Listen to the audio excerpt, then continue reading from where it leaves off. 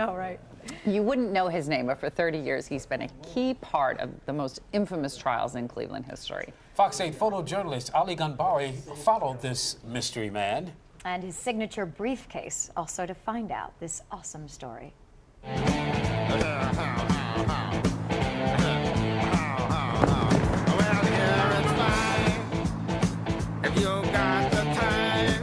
This building is the United States Courthouse for the Northern District of Ohio in Cleveland. My name is Drew DeSerto. I'm the Chief Deputy with the United States Marshal Service in the Northern District of Ohio. There's a federal court order that there are no recording devices or cameras allowed in the courtrooms to record the proceedings, and we enforce that as the United States Marshal Service.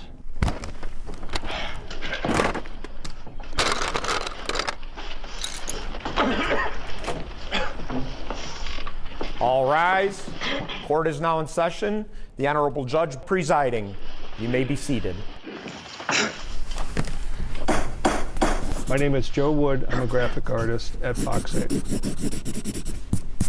When I'm in the courtroom, I try and draw the exactly what I see in real life and make the image ask the state to produce the look as lifelike as possible and true to that person's image. Because if people at home recognize that particular person, you are free to communicate that to the jury in your closing argument. I am not instructing them on that. No, ma'am, just this, that it would be an improper argument of the law if the state were allowed to suggest to this jury that it is unlawful.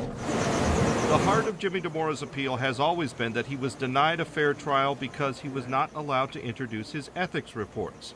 DeMora's defense to over 30 corruption charges was... The 68-year-old told U.S. District Judge Dan Polster he was sorry for what he did and stressed that this is the most embarrassing thing that he ever experienced.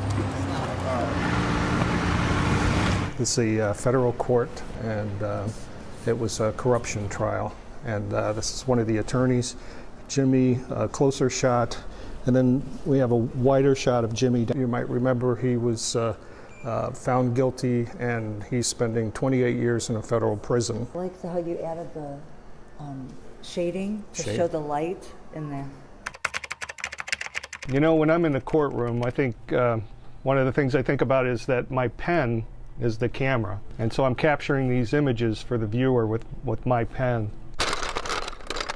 I'm pretty fortunate. I love my job. It's pretty rewarding when people appreciate the artwork that I do. I feel good about what I've done. Tremendous artist. Two really tremendous guy. Yes, two really talented artists, Joe Wood and the guy Ali Ghanbari who shot That's that very piece. true. Very true. Joe's such a lovable guy. Very nice Such man. a nice man. Absolutely. Joe Wood, currently a graphic artist right here at Fox 8. He also draws children's books and does website design. As for his briefcase, Joe says he had that since day one of courtroom sketching. No kidding. It's an antique. I'm kidding. Yeah, he does a great job with our promos, and we have a good time.